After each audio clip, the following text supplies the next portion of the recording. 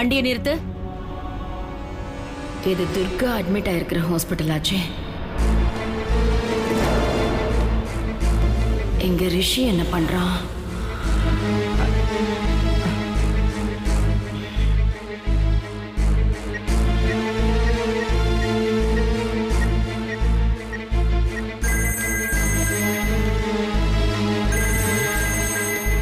அம்மா எதுக்கு இப்ப ஃபோன் பண்றாங்க?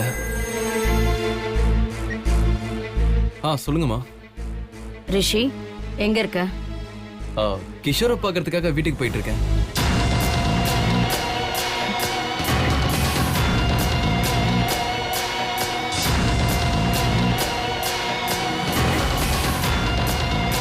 மா என்னாச்சுமா?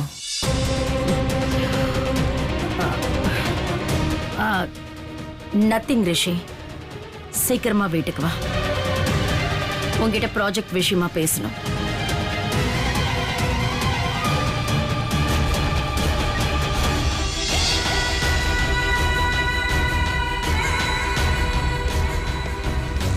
டிரைவர், ரிவர்ஸ் வந்து வண்டி ஹாஸ்பிட்டலுக்குள்ள விட. சரிங்க மேடம். சார் சீக்கிரம் டிஸ்சார்ஜ் பண்ணிடுங்க சார். ஹாஸ்பிட்டல் எம்டி நாளைக்கு வராரு. நாம ட்ராமா பண்றது தெரிஞ்சா பெரிய பிரச்சனை எடுப்போது sir. You don't worry sir, அதெல்லாம் எதுவும் ஆகாது. நீங்க மனசை போட்டு எதுவும் குழப்பிக்காதீங்க. இன்னும் மேக்ஸிமம் 2-3 நாளைக்கு அப்புறம் டிஸ்சார்ஜ் பண்ணிக்கலாம். 2-3 டேஸா சார்? சீக்கிரம் அவங்களை கூட்டிட்டு போயிடுங்க சார். ஐயோ சார், அதெல்லாம் எதுவும் ஆகாது, நான் பாத்துக்கிறேன். நீங்க தைரியமா போங்க. Okay sir, thank you.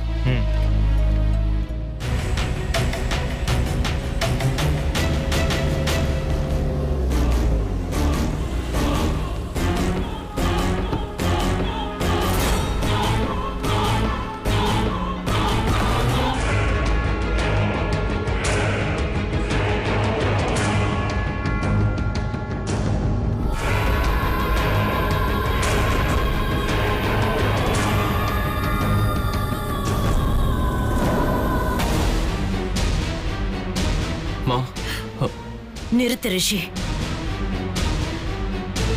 எனக்கு தெரியும், நீ எதுவும் சொல்ல வேண்டாம். எனக்கு எல்லாமே தெரியும். இல்லம்மா, அது வந்து என்ன? பேசாத ரிஷி, பேசாத. கிஷோரோட வீட்டுக்கு போயிட்டு இருக்கேன்னு சொன்ன, இங்க வந்து நின்னுட்டு இருக்க. நீங்க துர்காவோட அட்டெண்டர் தானே? கொஞ்சம் வாங்க.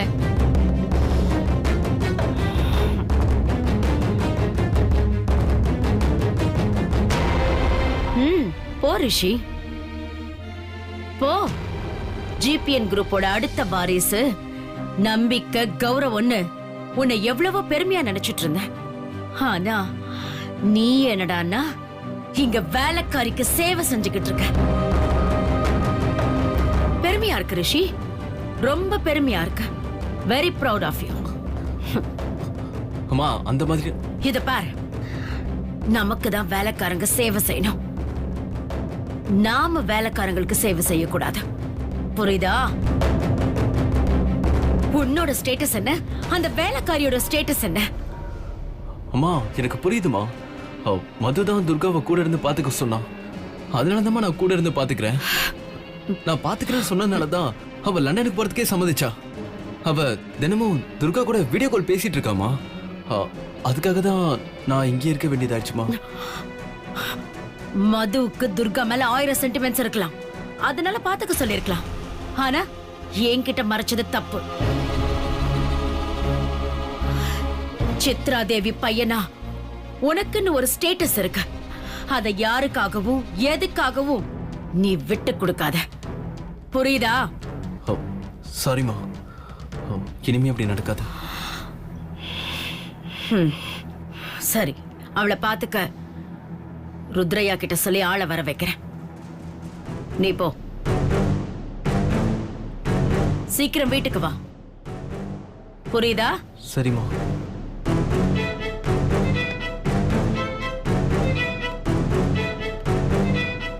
ரிஷிக்கும் மதுவுக்கும் நிச்சயதார்த்தம் நடக்கட்டும். அடுத்த நாளே துர்காவை வீட்டை விட்டு வெளியில அனுப்புறேன். என் பையன் மேல எனக்கு நம்பிக்கை இருக்கு, ஆனா என் கனவு நிஜமாயிடக்கூடாது. அதுக்கு ரிஷி அந்த வேலைக்காரியை விட்டு தள்ளி இருக்கிற மாதிரி நான் பார்த்துக்கணும்.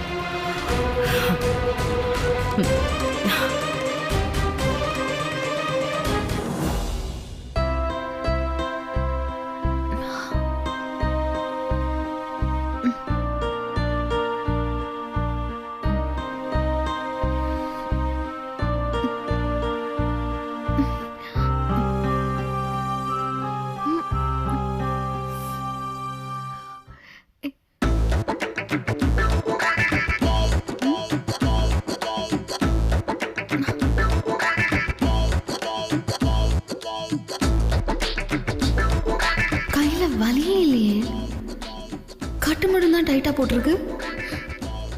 அடிப்பட்ட மாதிரியே தெரியலையே.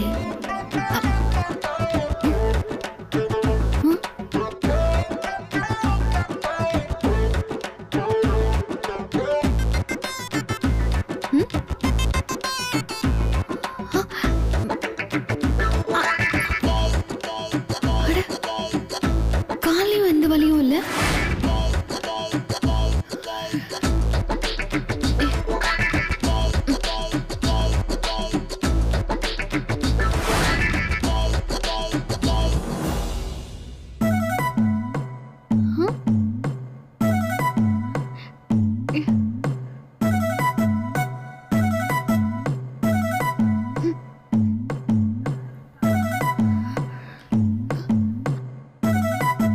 அடிப்பட்ட மாதிரியே தெரியலையே. அட பாவீங்களா, நல்லா இருக்கிற கைக்கு கட்டு போட்டு அடிப்பட்ட மாதிரி காட்டியிருக்காங்க. ஹலோ ஹலோ, என்ன பண்றீங்க? டாக்டரோட இன்ஸ்ட்ரக்ஷன் இல்லாம நீங்க பாட்டு கட்டா வைக்கிறீங்க. போன் ஃபிராக்சர் ஆனா போன் ஜாயிண்ட் ஆகுறதுக்கு எப்படி 1 வீக் ஆச்சு ஆகும். அப்படியா? இது என்ன? அது வந்து ஒண்ணும் இல்லாததுக்கு கட்டுப்பட்டு காசுப்படுகிறீங்களா? உங்களெல்லாம் போலீஸ்ல மாட்டி விடுறேன் பாருங்க. எனக்கு எதுவும் தெரியாது மேடம். இவரும் இவரோட ஃப்ரெண்டும் தான் இதுக்கு காரணம். ஏதாவது இருந்தாலும் அவங்க கிட்ட கேட்டுக்கோங்க மேடம்.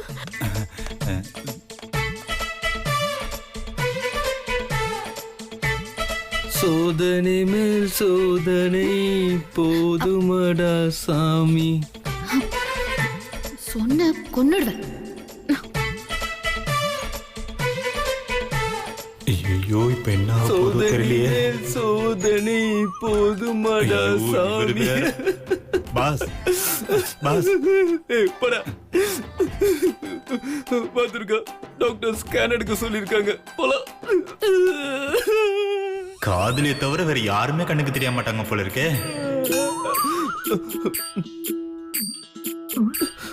என்ன துர்கா பாத்துட்டு இருக்க? வா போலாம்.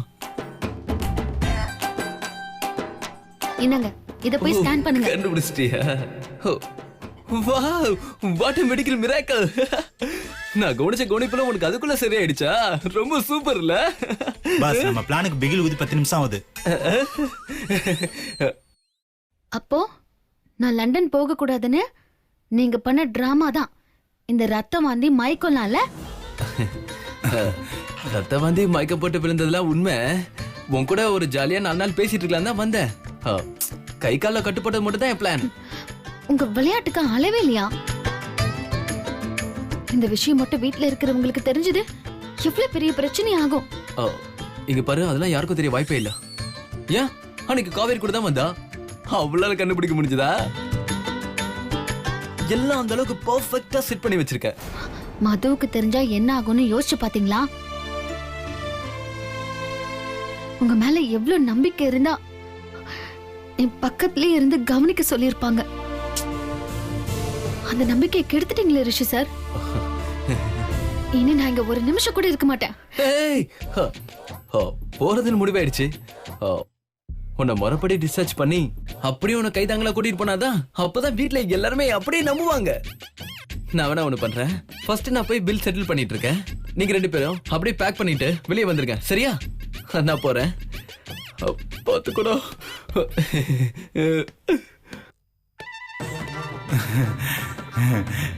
சோதனை மேல் சோதனை போதுமடா சாமி. ஐயோ, நம்மள தனியா விட்டுட்டு போயிட்டாரே பாஸ். தேங்க்ஸ்.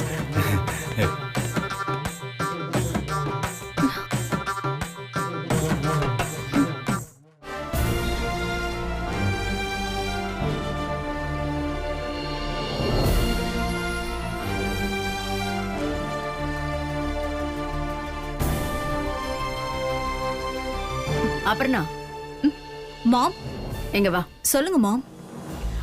கொஞ்சம் வெயிட் பண்ண. பாலாஜி அம்மாவும் அப்பாவும் கல்யாண விஷயமா பேச வராங்களாம்.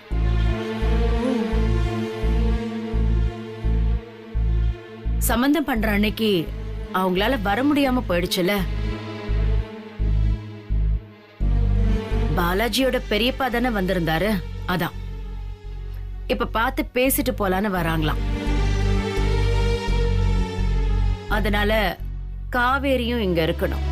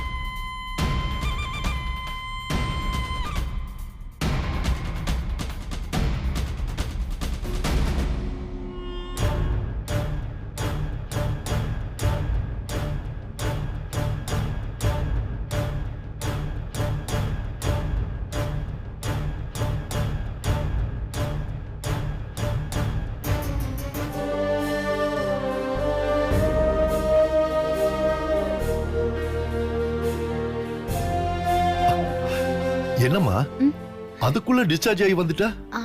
டாக்டர் என்ன சொன்னாரு?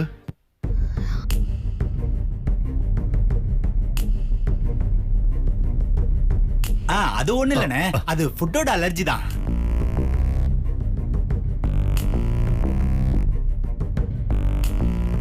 இல்ல ஐசியூல எல்லாம் இல்ல அது ஒண்ணு இல்ல, அதுக்கு டேப்லெட் எல்லாம் கொடுத்துட்டாங்க. ஓ சரி, பயப்படுறதுக்கு ஒண்ணு இல்ல. அப்பாடி. சரி நீ போய் ரூம்ல ரெஸ்ட் எடு.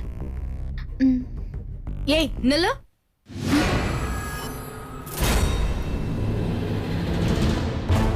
ஹாஸ்பிட்டல்ல உனக்கு கையிலயும் காலையும் தானே கட்டு போட்டிருந்தாங்க.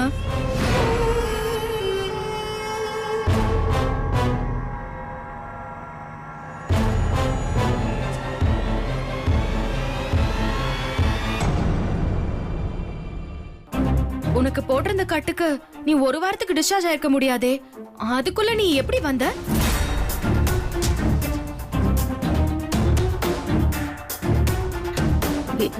என்ன சொல்ற? கட்டு போட்டிருந்தாங்களா?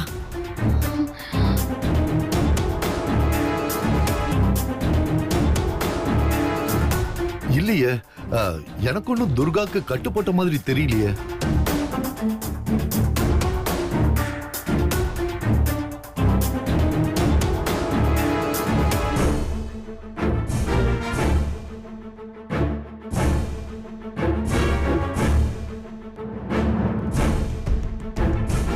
ஆமாமா, துர்காவுக்கு எந்த கட்டுமே போடல.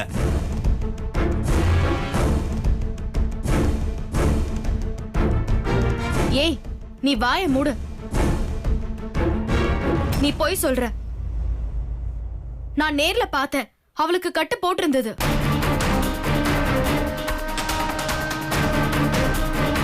காவேரி, கட்டிக்க போறவன இப்படிதான் மரியாதை இல்லாம பேசுவியா?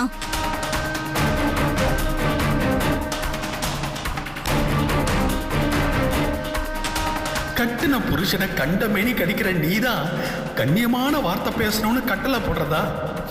கால கொடுமடா சாமி. காவேரி, நீ ஹாஸ்பிட்டல்ல நிறைய பேஷண்ட பார்த்து கன்ஃபியூஸ் ஆயிருக்க. துர்கா நம்ம முன்னாடி தானே மயக்கம் போட்டு விழுந்தா. அப்ப என்ன அவ கை கால் அடிபட்டுச்சா என்ன? அப்புறம் எப்படி அவளுக்கு ஹாஸ்பிட்டல்ல கை கால கட்டு போடுவாங்க சொல்லு? நீ ஏதோ குழப்பத்துல இருக்கன்னு நினைக்கிறேன்.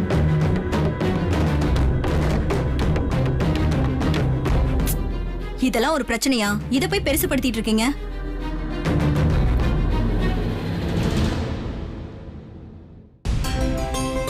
வணக்கம். வணக்கம்மா.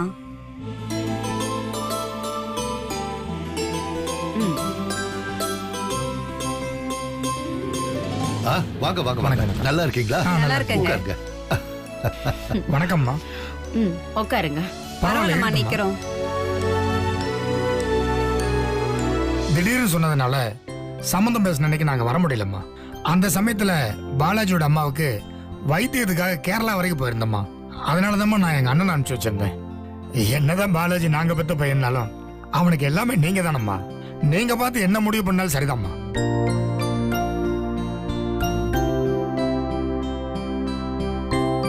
காவேரி, என்ன பாத்துட்டு இருக்க? உன் மாமனார் மாமியாருக்கு குடிக்க ஏதாவது கொண்டு வா போ.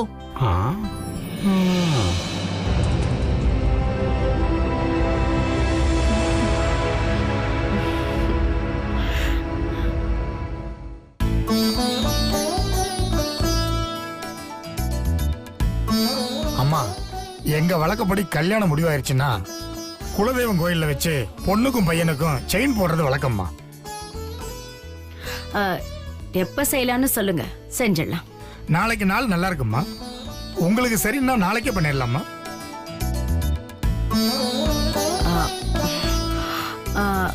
ருத்ரையா? ஆமாமா, நாளைக்கு நாள் நல்லா இருக்கு.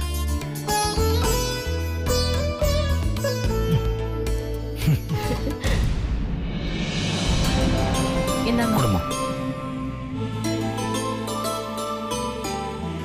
அம்மா, நாளைக்கு கோயில் பூஜைக்கு ஏற்பாடு பண்ணிடலாங்களா? சரி. ருத்ரையா, நாளைக்கு கோயிலுக்கு போறதுக்கான ஏற்பாடு பண்ணிடுங்க. சரிங்கம்மா, பண்ணிடுறேன். புஷ்பா, அந்த பைய கொடு. இதுல செயின் இருக்குமா, இத பத்திரமா உள்ள கொண்டு போய் வைமா. நெல்லு காவேரி.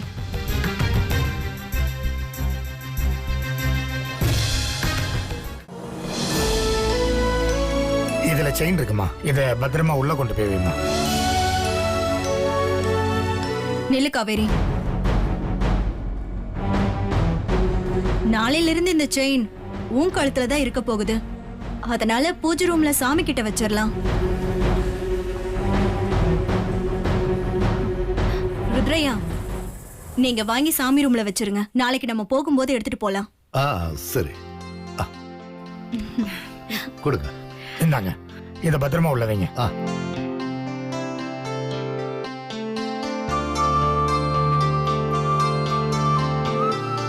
அம்மா, உங்க பொண்ணு வயசுல சின்ன பொண்ணா இருந்தாலும் அனுபவத்திலையும் பேச்சிலையும் எங்க அப்பத்தா மாதிரியே நடந்துக்கிறாங்கம்மா.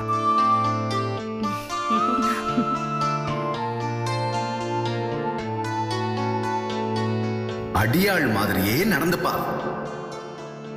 அப்ப நாங்க போயிட்டு வர்றோம்மா. நல்லபடியா போயிட்டு வாங்க. சரிங்கம்மா. ஏவம்மா.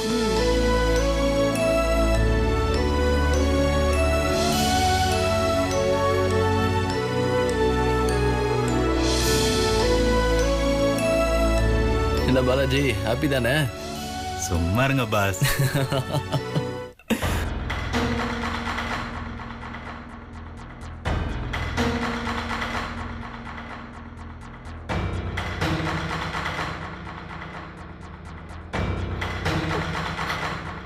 அண்ணி, கட்டிக்க போறவனா மரியாதை கொடுத்து பேசுன்னு சொல்றீங்க.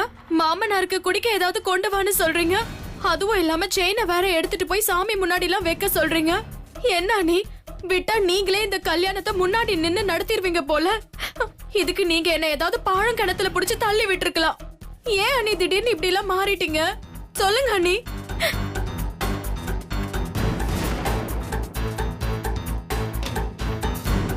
இதெல்லாம் உனக்கு சொன்னா புரியாது, செயல்ல நடத்தி காமிக்கிறேன்.